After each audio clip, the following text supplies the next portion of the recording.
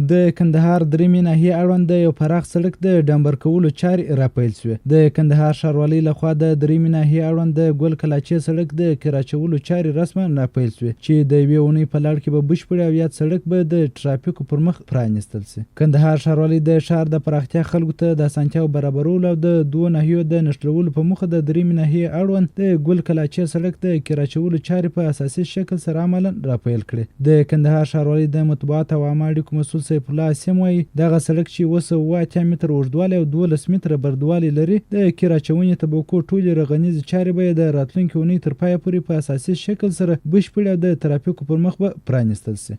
کندهار ښاروالۍ د ښار په درېیمه ناحیه کې د ګل کلاچې سړک د اساسي قیریزه کولو چارې راپیل کړې. تقریبا 2 نیمې میاشتې مخکې یې د رغولو چارې راپیل شوې او پاته کارونه به یې هم انشاءالله د راتلونکي اونۍ تر پایه پورې بشپړ شي. پر دغه سړک باندې تقریبا 21 میلیونه افغانۍ لګښت راغلی دی.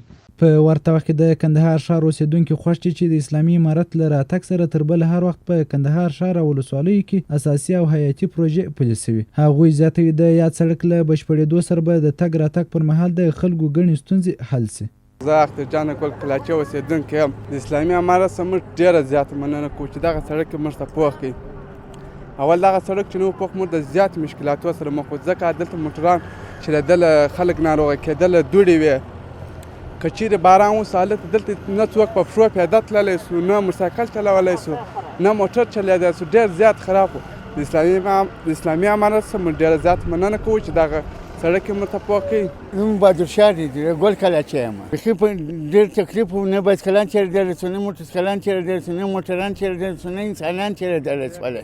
ډېر خوشحال یو ډېر خوشحال یو. مخکې حکومتونه شو هغه به پیسې واخیستې بلا په خپل لاس باندې تلله. اوس شکر دی خوشحال امارت څخه ډېر تشکر. نوم مې احمد دی. ډېر خوشحاله یم. ډېر خوشحاله یم. یو خو د ځوانانو لپاره ډېر دغه خواري برابره شوله. بل امارت څخه موږ ډېره مننه کوو چې دا سړک یې موږ ته پوخ کړي.